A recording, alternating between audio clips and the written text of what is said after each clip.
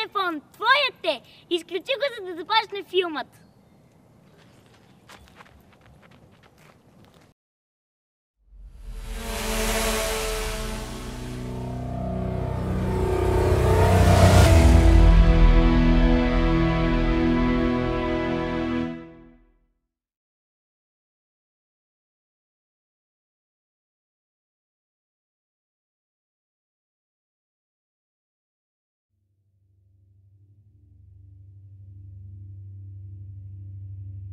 В сърцето на Балканите се простира земя, превърнала се в кръстопът между изток и запад.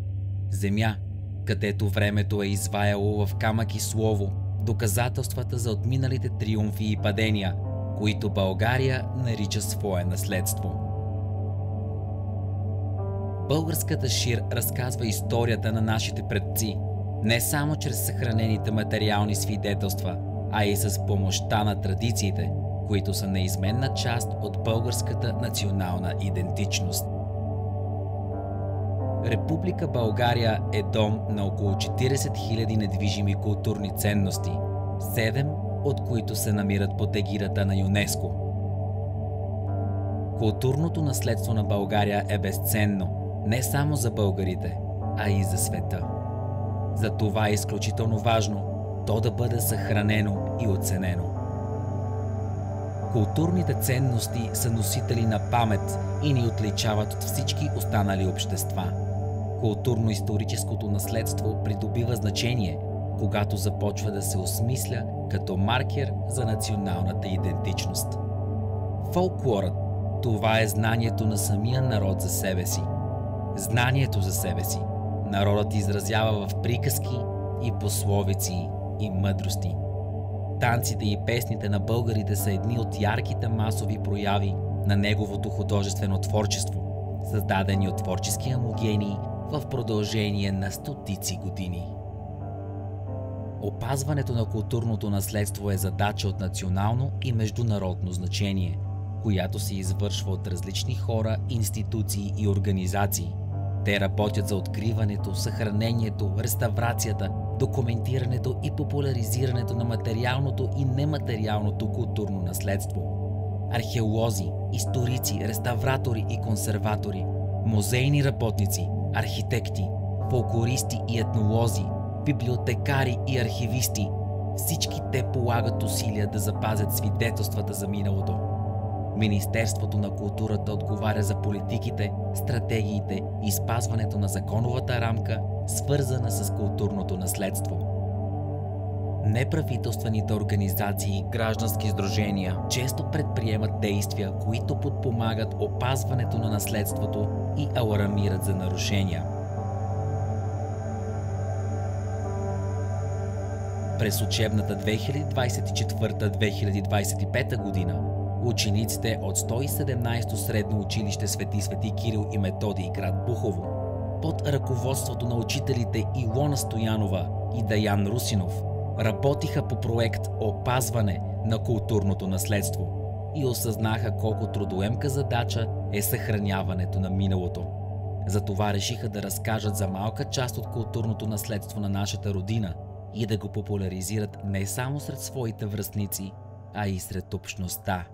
Избраните обекти и обичаи показват различни аспекти на опазването на наследството. Ще се срещнем с места и традиции, с чиято помощ ще се отправим на любопитно пътешествие и неусетно магията на миналото ще се превърне в неизменна част от бъдещето.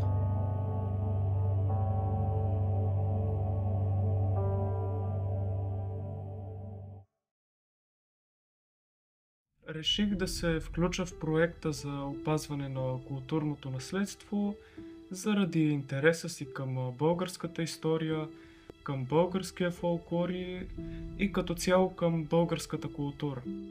Мисля, че това беше една добра възможност да надградя знанията, които имам, защото все пак човек се учи докато е жив. Всичко, което извършвахме в проекта като дейности, като срещи, като пътувания, ме впечатли най-много, но мога да кажа, че античният театър ми направи едно много добро впечатление и се радвам, че го посетихме. Той е едно изключително красиво място и си заслужава всеки един човек да го посети. В съзнанието ми остана античният театър в Пловдив. От материалното културно наследство заради красивата си архитектура, а от нематериалното нестинарството и лазаруване. Бих включил в списъка на ЮНЕСКО античния театър в Пловдив заради красивата архитектура, както и Сеславския манастир заради живописните стенописи. А от нематериалното културно наследство бих включил лазаруване. Определено участието в проекта беше доста полезно за мен, защото благодарение на него обогатих общата си култура, придобих много нови знания, които мисля, че ще мога да използвам за в бъдеще. Кълна се в Зевс, Херакле, най-големият и най-красивият град от всички. Наистина, отдалече блести красотата му и една огромна река преминава покрай него, като го докосва съвсем отблизо. Думи на Хермес, Роби бегълци, Лукиян, 165-166 година.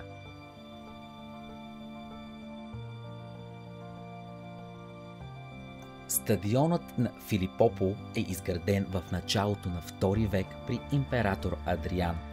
Разположен е в северния край на укрепеният град, между две крепостни стени, в естествена гънка между западния склон на Таксим тепе и източния склон на Сахат тепе. Съоръжението с приблизителни размери 240 метра дължина и 50 метра ширина е събирало около 30 000 зрители.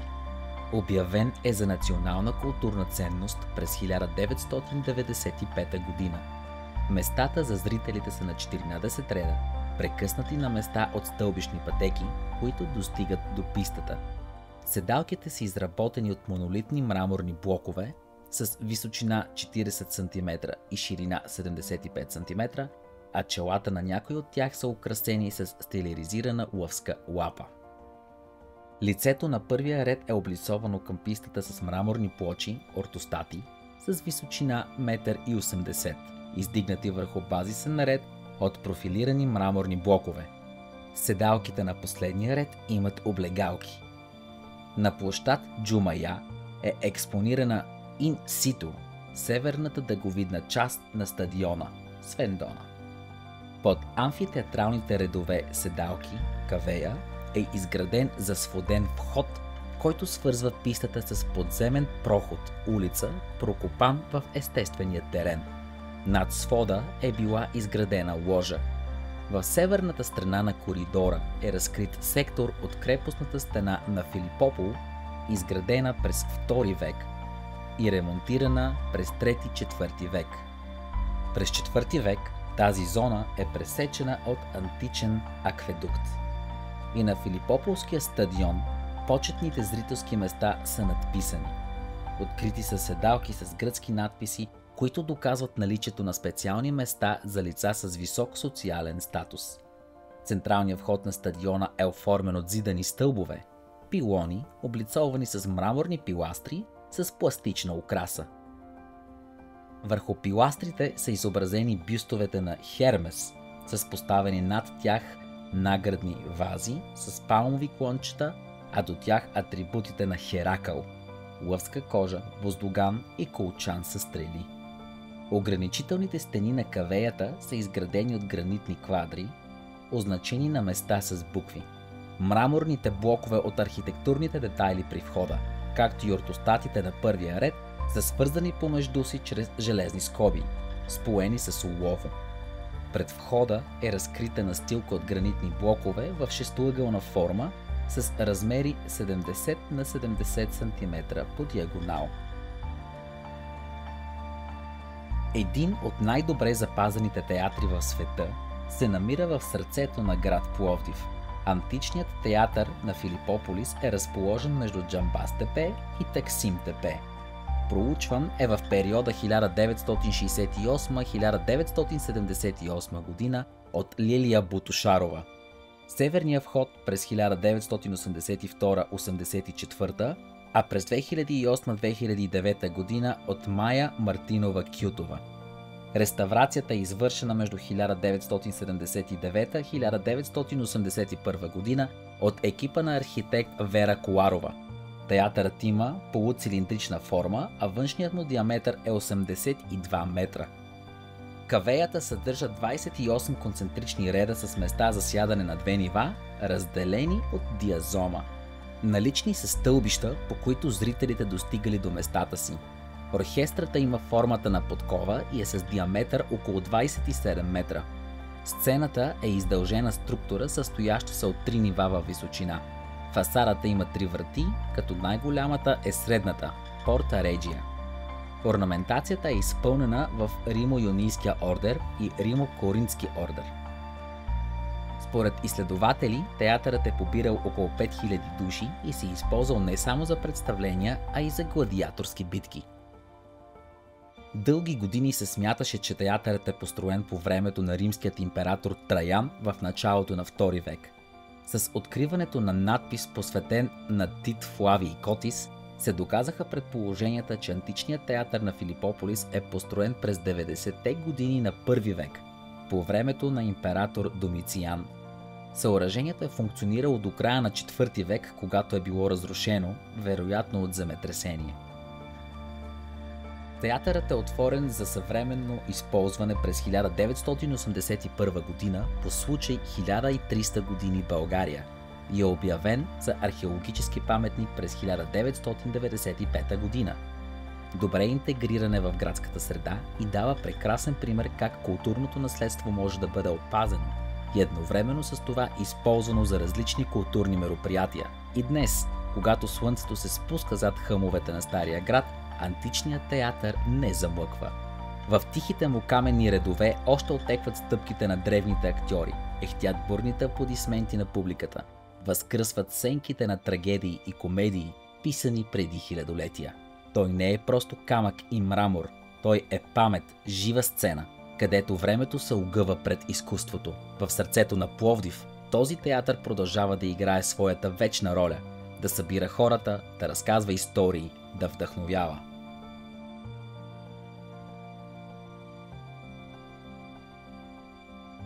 Възрожденските къщи в Пловдив датират основно от края на 18 век и началото на 19 век.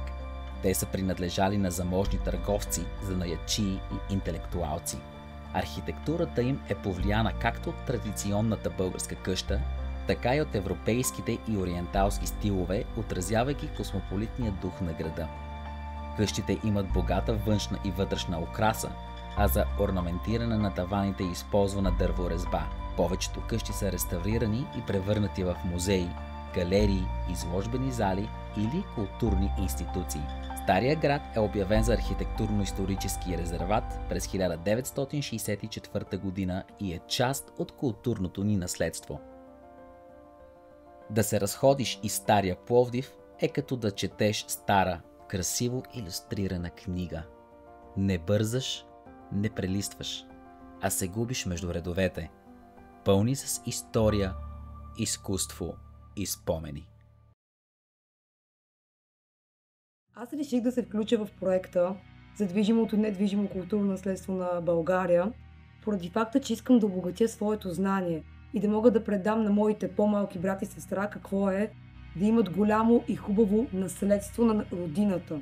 Защото в днешно време не много хора осъзнават колко е ценно ние да знаем нашите корени, откъде произлизаме и ние откъде тръгваме. Нещо, което най-много ме впечатли от мои близки, с които съм контактувала и други хора, как те не могат да направят разликата между материалното и нематериалното наследство. И всички ние трябва да знаем къде е границата и как се ограничават тези две сфери. Затова проекта е начин да покаже, да научи и мен как да ги различавам по по-лесен и по-смислен начин. Елементът, който остана лично за мен, бяха бистришките баби.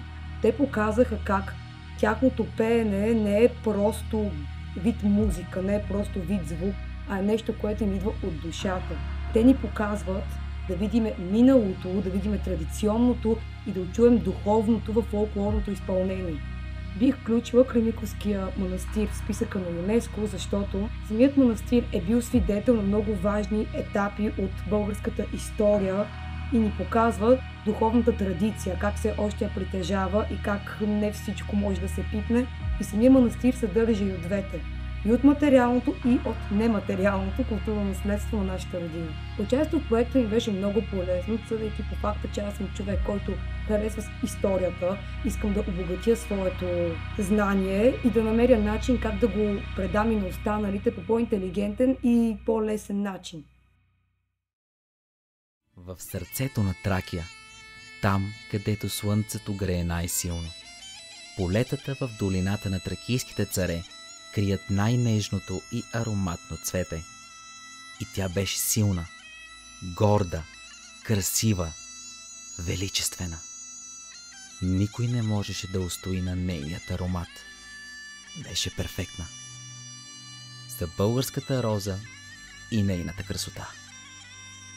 През 1903 година гражданите на Казанлък за първи път организирали празник на розата. Той бил посветен освен на красотата и цветята, така също и на милосърдието. Организирани били богати изложби с рози и цветя, излети до Шипченския манастир, продавали се специално издадени картички с изгледи от розовата долина на тема Розобер, традиционно производство на розово масло и други. Събирали се средства за бедни семейства, стари хора, сираци и за болните от туберкулоза. Ново развитие празникът на розата в Казанлък получава през 30-те години на 20 век. С пускането в действие на подбалканската линия по време на празника на розата били композирани специални влакове за посещение на розовата долина. Издавали се специални билети с намаление, които приканвали гражданите от различни краища на България да посетят розовата долина по време на Розобера, за да усетят ненадминатия аромат на рози. Милосърдието отново била главна цел на организаторите на празника на розата. Определени суми са били предоставени за издръжка на казанлъшки деца в софийски учебни заведения. Възстановяването на празника на розата в Казанлък става през 1966 година. Създадени са комисии по озеленяване, реклама, по финансите, търговската и организационната част, културни и спортни прояви. През 1967 година в Казанлък се организира първия национален празник на розата, в който участват розопроизводители от Старозагорски и Пловдивски окръзи. През 1971 година с решение на Министерския съвет празника на розата в Казанлък е обявен за национален. В историческото развитие на празника на розата Казанлък иновационни моменти са връчването на наградата на град Казанлък, пленер на художниците в долината на розите 1985 година. Ритуалът Розобер представлява традиционно събитие, част от фестивала на розата в Казанлък, което се произвежда ежегодно по време на кулминационният неделен ден. То се състои от събиране на рози, но в по-широк смисъл включва и ритуалното пресъздаване на процеса на розобране и производство на розово масло, което се превръща в сцена на празнуване и отбелязване на ценността на казанлъшката роза. Ритуалът включва и пресъздаване на процеса на розово масло, където се демонстрира вареното му в дюпаната. Най-важното за един успешен розобер е самото гледане на розите – оран, поддръжка и пръскане. За да се запази розовия цвят, се бере сутрин, много рано преди изгрев слънце. За да не се загуби качеството му, се поставя в кошници или кошове, така цветовете не се спарват.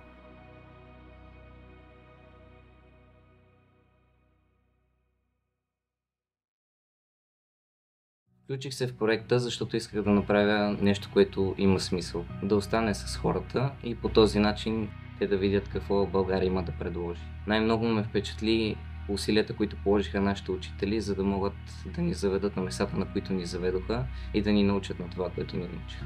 В съзнанието ми за материалното културно наследство остана Боянската църква. Това е едно от най-хубавите места, на които съм бил и със сигурност ще го повторя. За нематериалното Бистришките баби. Пеенето им е уникално и никога не съм виждал нещо подобно. В списъка на ЮНЕСКО бих включил Кремиковския манастир, тъй като е част от родното ми място и означава много за мен. От нематериалното културно наследство бих включил коледарите. Беше ми много полезно участието ми в проекта, тъй като научих много нови неща, запознах се с нови хора и обогатих културата си.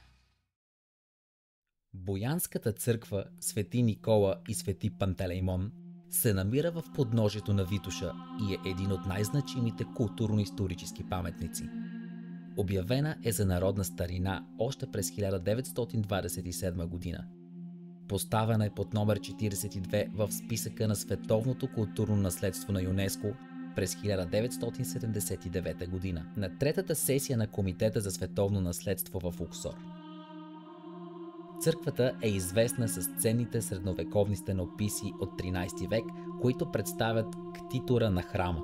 Севастократор Калоян и неговата съпруга Десислава, както и изображение на царската двойка Константин, Тих Асен и Ирина.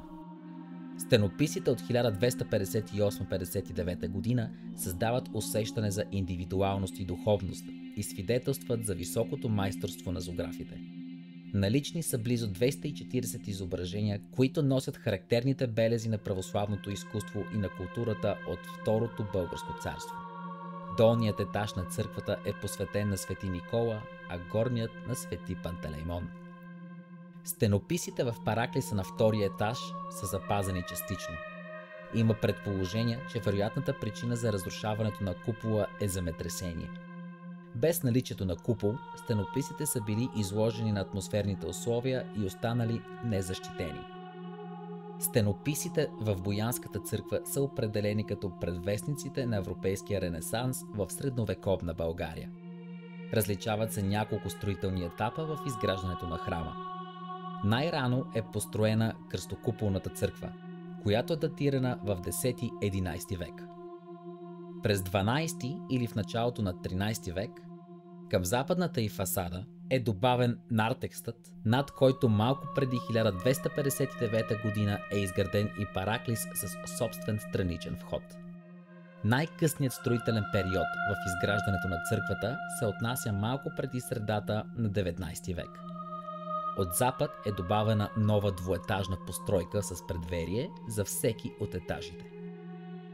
Боянската църква е заобиколена от красив парк, устроен по волята на българската царица Елеонора, която спасява църквата от разрушение.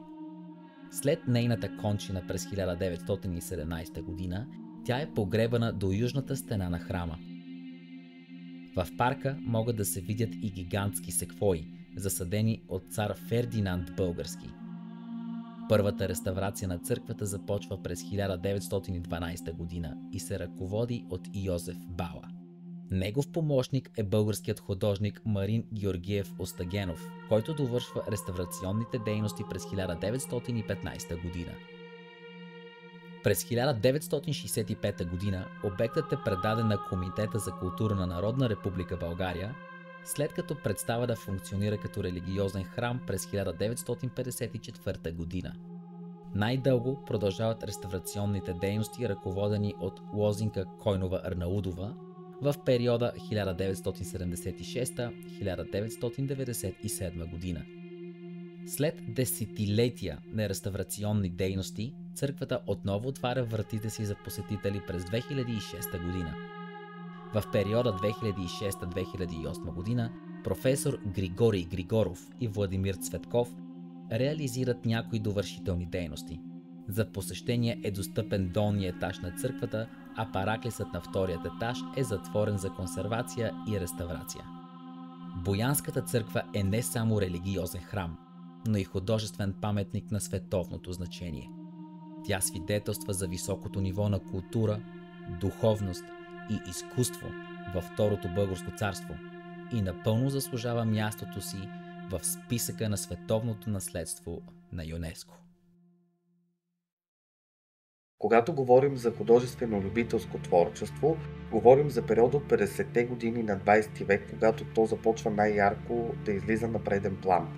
Тогава традиционната култура е най-ярко повлияна от политическата и културната пропаганда в България. За тази цел започва така нареченият процес на фестивализация. Тоест, започва да се правят различни фестивали, които да отразят максимално българското народно художествено творчество. Първият такъв фестивал за народно творчество е през 1965 г. в Копривщица, който е съхранен в списъка за световното нематериално културно наследство.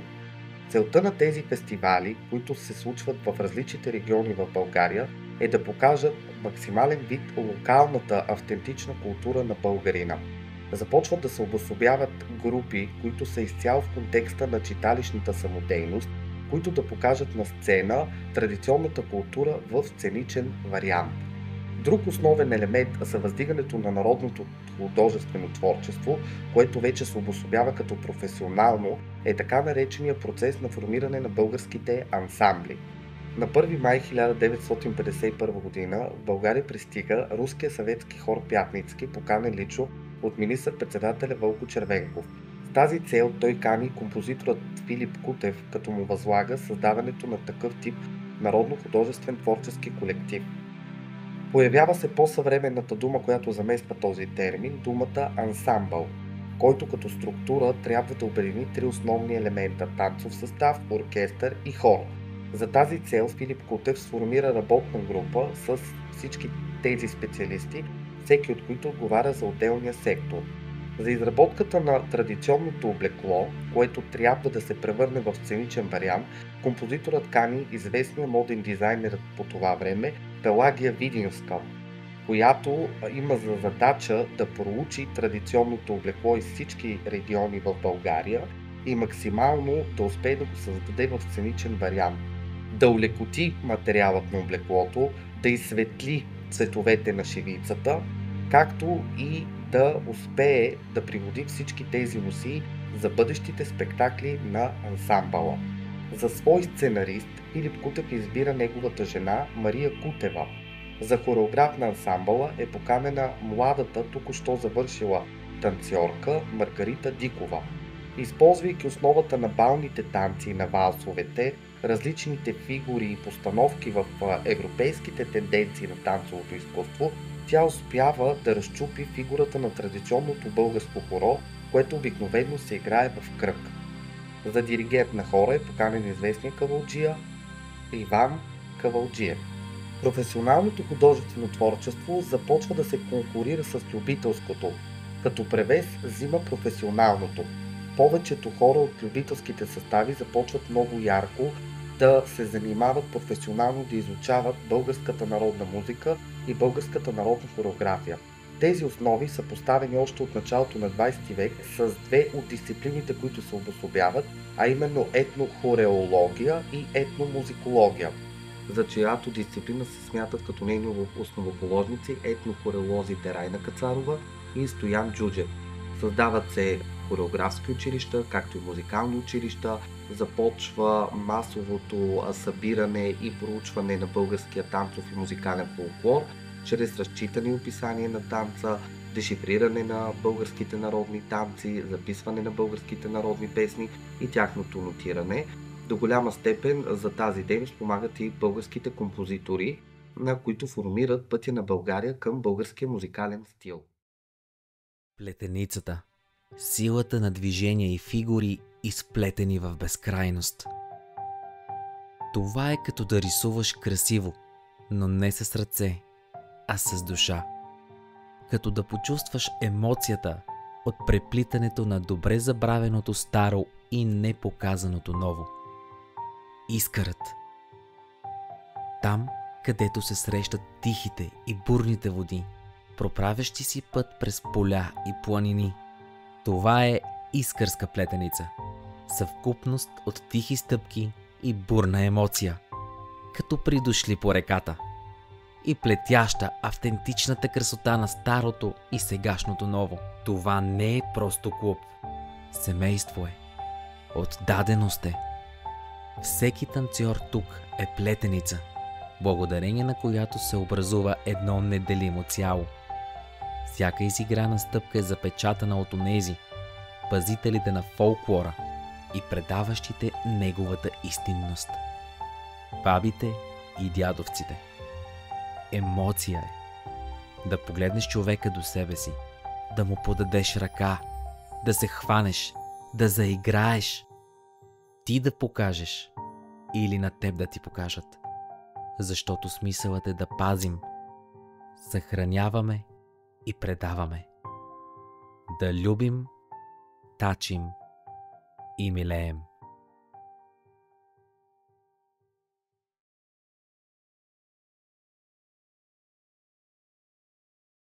Сесовския манастир Свети Николай Мирликийски се намира на около 20 км северно от град София и попада в рамките на Софийската епархия. В миналото, според повечето историци, е бил част от Софийската Света Мала гора. Сесовския манастир има много тежка съдба. Той е построен вероятно по времето на Иван Александър, след което е бил разрушен по време на османското нашествие. Впоследствие през 17 век част от неговите сгради са били възстановени, а самата църква изографисана. Повечето интерпретации сочат, че манастирът и неговите стенописи са дело на свети Пимен Зографски, който през 1616 година заедно с свои помощници зографи изографисва църквата на Сесовския манастир. Манастирската църква съдържа и живописен пласт от 19 век, който е изографисан от Коста Вальов, самковски зограф. През 1927 година църквата е обявена за народна старина, след което нейният статут е препотвърден през 1969 година. През 1983 година църквата на Сесовския манастир Свети Николай Мирликийски получава статут на недвижима културна ценност с художествено значение. Това означава, че стенописите, които са поместени в църквата, са най-важната част от нея. Архитектурно църквата е еднокоробна засводена базилика с полуцилиндричен свод и притвор с размери около 27 метра дължина и 6 метра ширина. В течение на времето манастирските сгради започват малко по малко да се разрушават поради неглижирането от страна на институциите и поради нехайството на местното население. През 1949 година територията около Сесовския манастир попада в района на уранодобивната мина Сеславци, участък Сеславци, която се управлява от редки метали. След това достъпът до манастира е затворен поради строго секретната дейност на уранодобива. В периода 1949-1989 година достъпът до манастира е ограничен и поради тази причина всички сгради започват да се разрушават.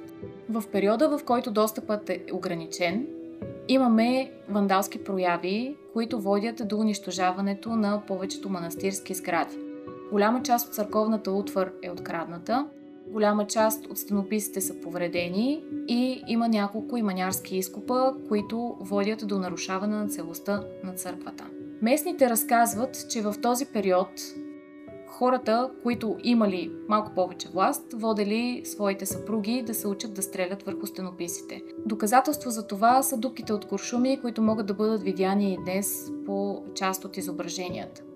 Стенописите в Сесовския манастир са интересни с това, че там виждаме образите на някои нови български светци, като свети Георги Нови-Софийски и свети Никола Нови-Софийски. Въпреки това, манастирът е оставен отново на произвола на природата и продължава да се руши.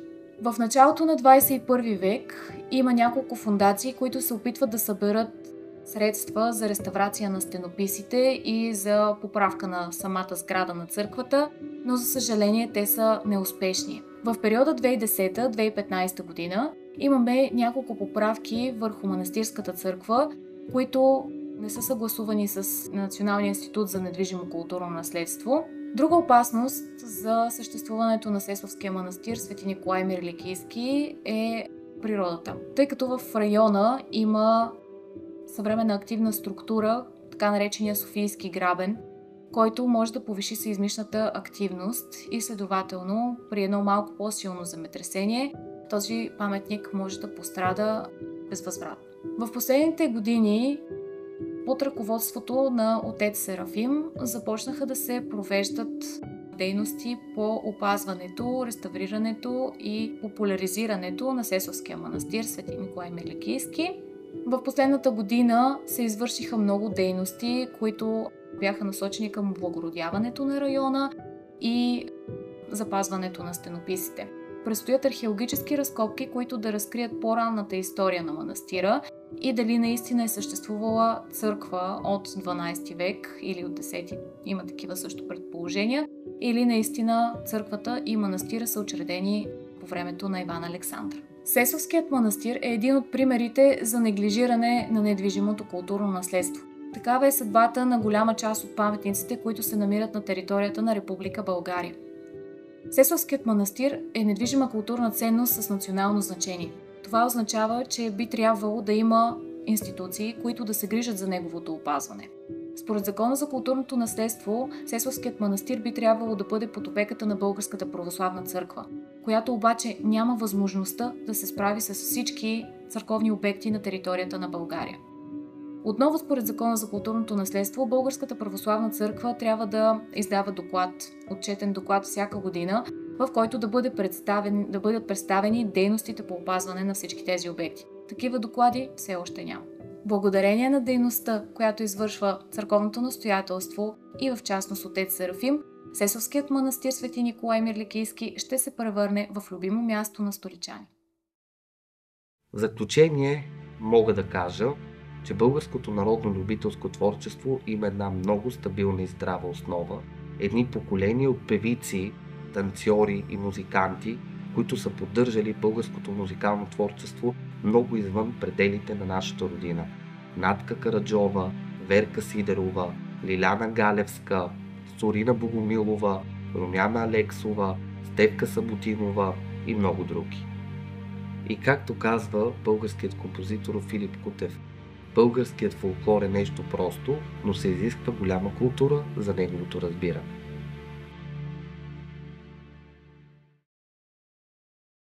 Раткината майка на къспетел язди, тотиман, тотиман, тотилибена фида, я гангароска, лугеруска чабос.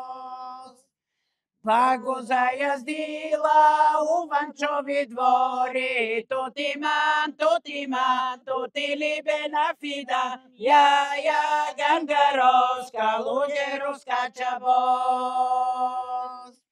Я излез, фао Ангелино, тотиман, тотиман, тотилибена фида, я гангароска, лугеруска чабос. Че ние иде с момчето Ванчо, тотиман, тотиман, тотилибена фида, я гангароска, лугеруска чабос. С момчето Ванчо за момата Радка, тотиман, тотиман, тотилибена фида, я гангароска, лугеруска чабос.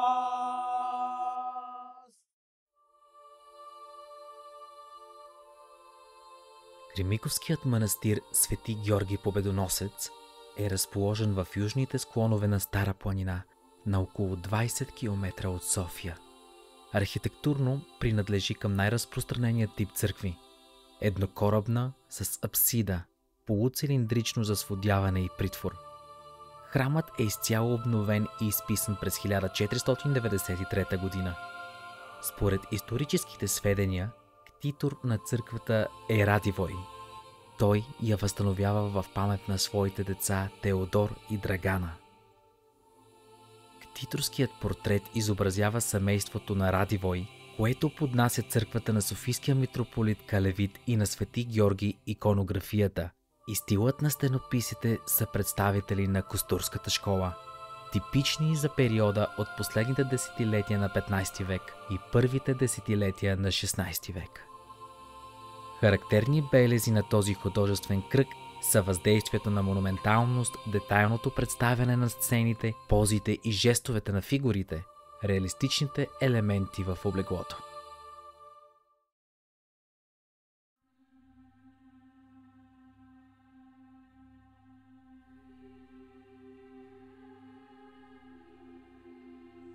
Стоиме сред изключително ценните стенописи на Стария град.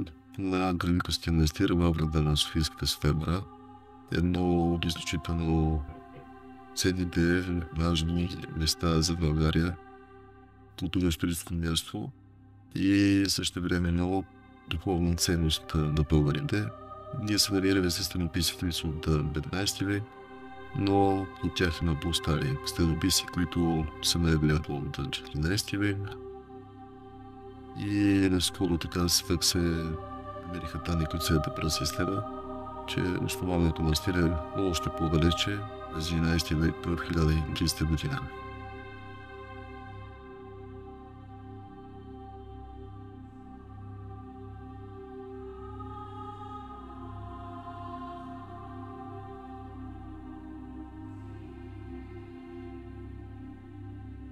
Той е част от местата на България, които са изключително важни цели за нас, нашата културно-историческа памет, която ни показва смисъла, пътя, светлината на живота, на вярата, която нашите предци са ни завещали, която са оставили.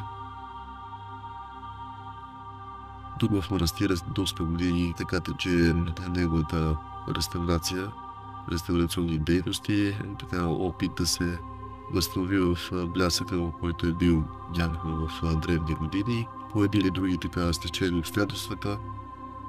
В началото на 21 век манастира беше в негово състояние. Напълно изчезвало северно крило, разрушено източно крило, полуразрушени южно крило. Течове в съборния храм на Света Богородица, както и така части повредени, осолени стенописи тук в Стария град. Вида, който ние в момента имаме и виждаме и се реши да се запази, е вид, който е малко по-съвременен до началото на 20 век. Има такива предположения, защото манастира по много време е поддържало близки взаимоотношения с царското семейство и архитектурата на сградата доста придобяла стил Лол и царския дворец. И така след доста дълги години археологически проучвания, които бяха много полезни, гледна точка на намирането на основни части от стари сгради и зидове, които те първо се надяваме, че с надяване с археологите да продължи с частта, която е пред манастира, с така площадчето, там е най-равната част, има вероятност, може би там да са най-ценните неща, които ще се открият с времето.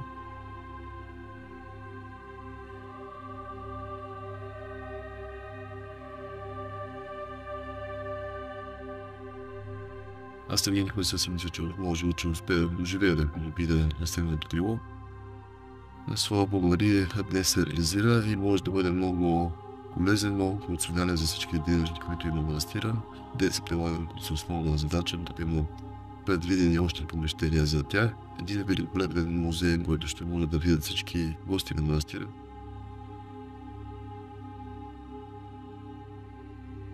С реализирането пред се реализираха и други части, които са невидими за очите, но са много съществени при реализирането на всеки един проект. В тях се обикновено винаги се влагат много средства, много усилия, а после не се виждат. Продължава това, което са вършили всички обитатели в него от вековете, а именно усърдната молитва за целият български народ, за преуспяването на всички българи, нощта и молитвата за всички хора, които идват и търсят в манастира по решение на своите проблеми, трудности, болести, недности, а така също и цялата работа с всички млади хора, всички деца в редните лагери. Църквата е консервирана, реставрирана, запазена. Източното крило е напълно запазено, северното крило е напълно, така и е запазено. Така остават минимални дейности по така оправянето на вертикалната планировка. Се превърна в любимо място на всички жители и гости на столицата.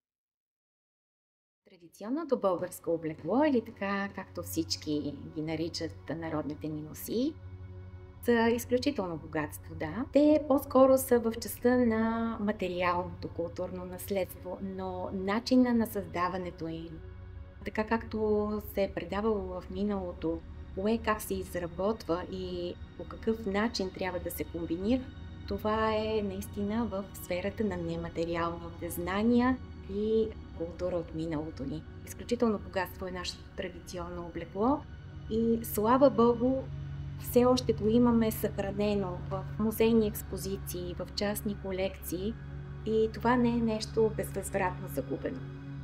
Функцията на шевичната украса на облеклото е така една, да ти кажа, основната функция на шевицата, защото в традиционната култура това е една дреха да бъде украсена шевица, за да бъде по-красива, е някакво второстепенно или от съвременна гледна точка погледнато. Функцията е да предпазва.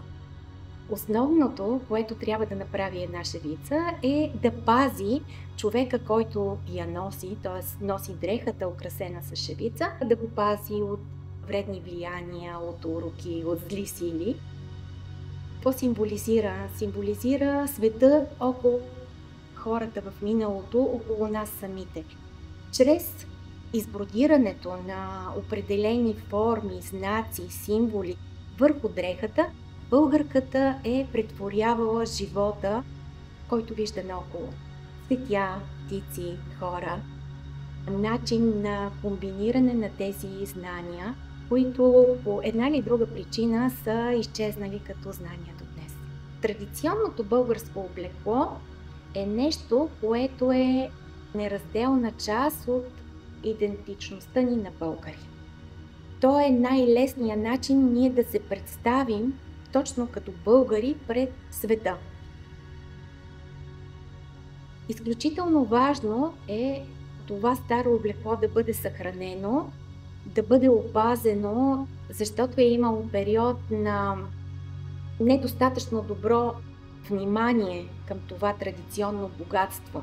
Знаете, в обезлюдените села колко къщи остават така на произвола на съдбата и тези ценни дрехи за нас като специалисти биват изхвърляни, изгарени, но слава Богу, днес е различно. Ценността на тази стара дреха от миналото се покачва. Видно е по използването и във всички събори, повсеместно излагането на такива частни колекции и експозиции музейни. Важно е да се съхрани това богатство, защото начина на производство на тази дреха е изключително труден. Вече не се случва така, както е бил в миналото. Да, има възстановяване на различни практики и това е изключително ценно и добре да бъде продължено в бъдеще. Но така или иначе, това традиционно облекло вече е част от нашето минало. И ако ние го опазим по правилния начин, ще бъде част и от нашето бъдеще, т.е. знанието за него и ценността му е важна да бъде предадена напред за следващите поколения. Манастирът Света Мария Магдалина се намира на около километър и половина северозападно от Бухово, близо до град София. Разположен е върху хълм в местността Цъклото. Състои се от еднокорабна, едноапсидна засводена църква, камбанария и жилищна част. Сегашната църква е построена през 1881 година. Сред населението има предание, че е създадена върху останките на изгорял по-рано храм. Още при изграждането на постройката са разкрити стени и под на голяма базилика. Първи данни за плана на стария храм получаваме от проучването на професор Мотавчиев за старопланинските манастири в периода 1915-1921 година. В началото на 30-те години на 20 век са проведени археологически разкопки от професор Иванова Мавродинова, които разкриват едноапсидна трикорабна базилика с два притвора, две ъглови кули от запад, допълнително помещение на юго-исток, идентифицирано от професор Иванова като баптистерии. Освен сградата са проучени няколко гроба. разположени покрай стените в югоизточното помещение. Археологическите проучвания в периода 2013-2016 година разкриват, че базиликата е дълга почти 41 метра, наосът е широк 17 метра. Площта на сградата възлиза на над 700 квадратни метра. Една от най-големите ранохристиянски базилики, проучени на територията на България. Използваните за базиликата материали са местна порода ломен камък, който е споен с хоросан с сиво-бял цвят. Фрагментите от мазилки показват, че базиликата е била измазана отвън и отвътре. Вероятно покривът е бил с дървена конструкция, покрита с керемиди, фрагменти от които са намерени по време на проучванията. Основите са дълбочина 1,20 м от нивото на пода. Корабите са отделени един от друг посредством аркада от зидани правоъгълни стълбове. В базиликата се влиза от запад през екзонартекс и нартекс. Базиликата завършва с полукръгла апсида на изток. От монетните находки може да се изведе и датировка на ранохристиянска базилика. Тя е построена в средата на 4 век и е просъществувала до края на 6 или самото начало на 7 век. Не е ясно какво събитие прекратило ползването на сградата, но чак до началото на 13 век тя е оставена да се руши. Следващият етап в използването на територията на манастира е като средновековен граждански християнски некропол. Вероятно там са погребани жителите на средновековното Бухово. В некропола са погребани мъже, жени и деца от различни възрастови групи и с различен социален статус. Разкопките са финансирани по столична програма Култура по проект Буховският манастир Света Мария Магдалина в многовековното християнско наследство на София в периода 2013-2016 година, като след приключване на разкопките са реализирани и консервационно-реставрационни дейности. Днес рано средновековната базилика, която се намира на територията на манастира Свети Мария Магдалина, е отворена за посещение. Направен е нисък надзид на места, маркирани са входните отвори, тухленото стъпало е дублирано чрез метална стъпаловидна конструкция с мрежесто покритие, за да изпитат посетителите на обекта това, което са чувствали християните в миналото. Църквите и манастирите са мостове между земното и небесното, между миналото и бъдещето. Те ни напомнят, че културното наследство не включва само музейни експонати, а и духа, който пулсира през всяка каменна плоча и във всяка запалена свещ. Те са убежища на търсещия човек. Място, където душата намира покой и където историята намира своя дом.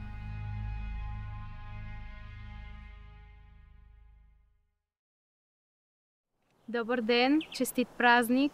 Добър ден, честит празник! Добре сте дошли! За кого да ви попеем? Ще пеете за къщата и за момиченцето.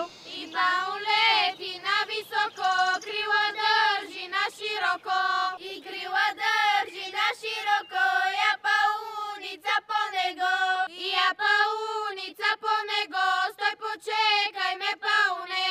И стой почекай ме пауне, да ми подадеш ключове.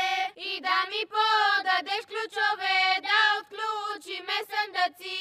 И да отключиме съндъци, да даруваме лазарки.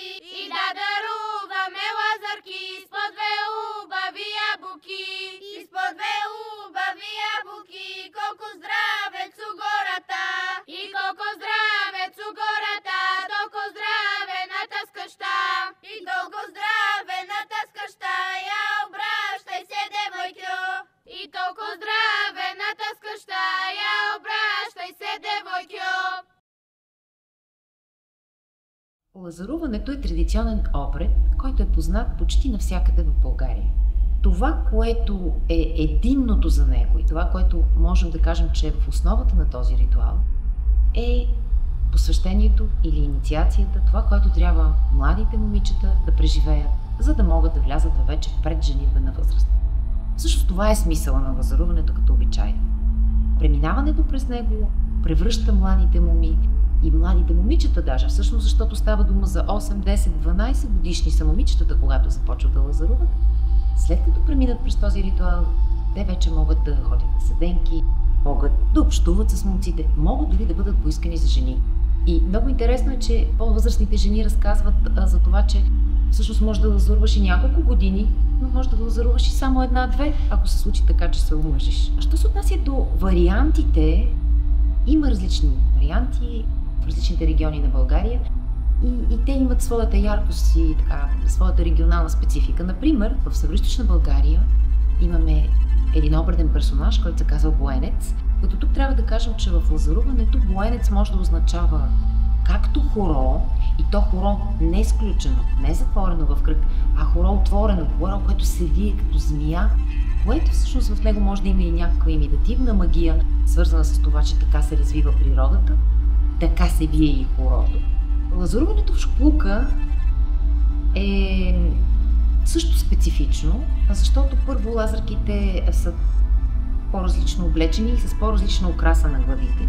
И тук трябва да кажем, че лазърките като моми за първи път те слагат елементи в украсата на главата и на тялото, например павти, които са част от невестинското обличане. Тоест те влизат вече в една друга категория, преминавайки през лазуруването. Тази украса на главите на шопските лазърки е много, много типична.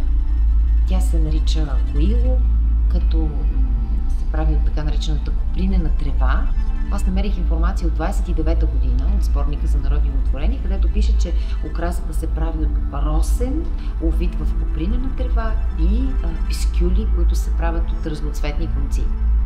И всъщност истината е, че росена пък, например, тук вече мъкнат като билка, а също той е много, много важен в нашата традиция. Той е също прави връзка с отвъдното, има магични свойства, той се свързва най-вече с Спасовден, но очевидно не е случайно и присъствието му в украсата на главата на лазърките и формацията от село Долна Малина, което е тук Софийско съвсем близо.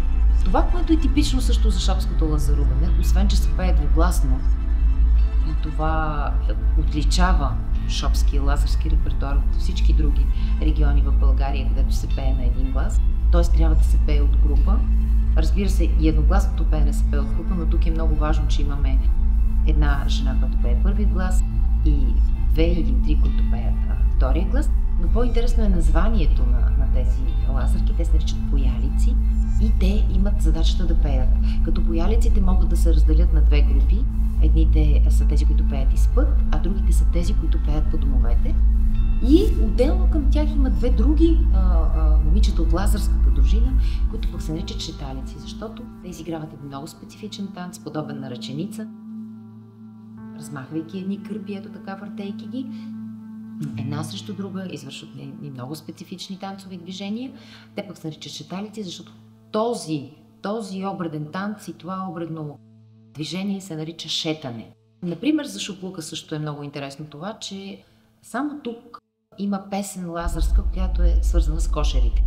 И тук трябва да кажа, че лазърският песенен репертуар е много силно функционално определен. Има си песен за всеки човек в семейството, за стопанина, за стопанката, за мома, за невеста, за малко дете. Но не само. В лазърските песни може да има песни свързани с социалното положение на човек. Например, за урач, за поп, за свещеник, даже за терзия, което означава шивач, т.е. нещо свързано с занаята на човек. Дали трябва да бъде вписано лазаруването в ЮНЕСКО? Тук аз трудно мога да отговоря, защото аз съм изследовател и като цяло мога да кажа, че има много ритуали, обреди, вярвания, представи, практики в България, които си струва да бъдат оценени на ниво, да кажем, ЮНЕСКО, където има такава листа на нематериалното културно наследство. По принцип, за да се впише нещо в ЮНЕСКО и се предвид в световната листа, инициативата идва първо от местните общности. Те, в нашето Министерство на културата, трябва да заявят своето желание, че искат да се подготви такава кандидатура. След което кандидатурите за ЮНЕСКО се подготвят от специалисти. Реших да се включа в този проект, тъй като аз винаги съм обичала да се включвам в подобни извънкласни дейности и проекти. Смятам, че те ме обогатяват не само академично, но и като личност. Опазването на културното наследство за мен е важна тема. Смятам, че трябва да съхраняваме и да помним културните си корени и този проект ми предостави тази възможност. Най-много ме впечатли това всъщност колко богато е културното ни наследство, но въпреки това повечето хора не знаят за много от културните ценности, които имаме.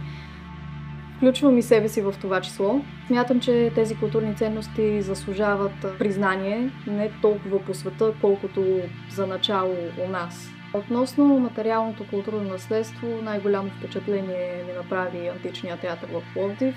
Смятам, че е много красив като архитектура и много се радвам, че продължава да се използва и много хора могат да го видят. Бих включил в списъка на ЮНЕСКО Сесовския манастир. Това сме го говорили много, когато сме обсъждали тази тема. В Сесовския манастир има стенописи, които датират още от началото на 17 век. Манастирът има много богата история и за това смятам, че е много важен. Разбира се, че ми беше полезно участието в проекта. Смятам, че се обогатих, научих нови неща, срещнах се с нови хора и посетих нови места. Това беше и първоначалната ми цел да се обогатя, така че смятам, че беше успешно и много се радвам. Нематериалното културно наследство, това е знанието. Знанието за нашата традиция. Ние сме българи и това е част от нашата идентичност. Това е част от нашето минало.